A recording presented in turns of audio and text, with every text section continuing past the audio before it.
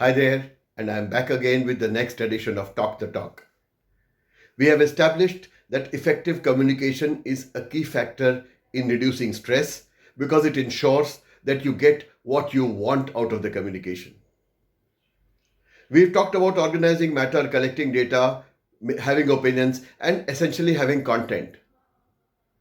But do you realize that presentation is the most important fact about effectiveness in communication?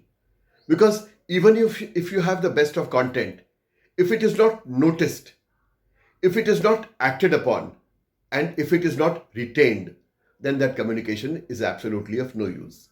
And in order to ensure being noticed, being acted upon, and the information retained, you have to have variations in your delivery.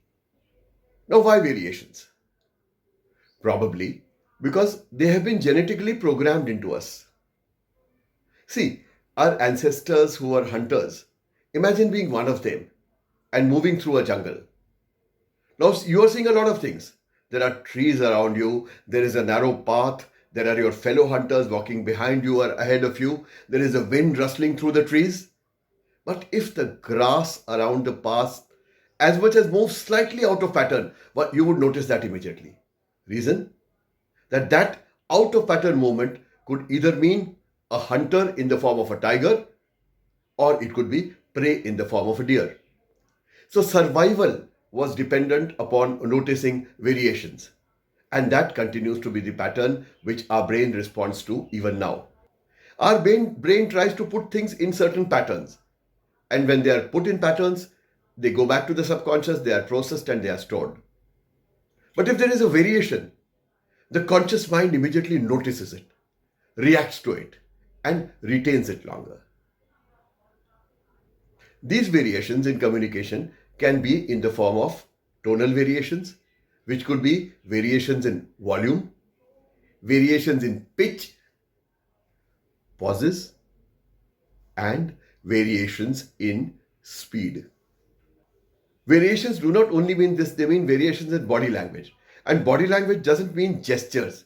It could mean facial expressions, it could mean movements of the eyes, it could mean movements of the body. And then there are variations in the use of space. You move forward and backward, move one side or the other, you move from one place to the other.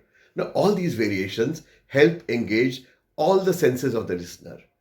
And as a result of that, the retention and therefore the action taken on what you want to communicate tends to be higher. And if it is higher, your objective of making the communication is more effectively achieved. We will deal with each of these variations starting the next Wednesday edition of Talk the Talk. Meanwhile, happy speaking.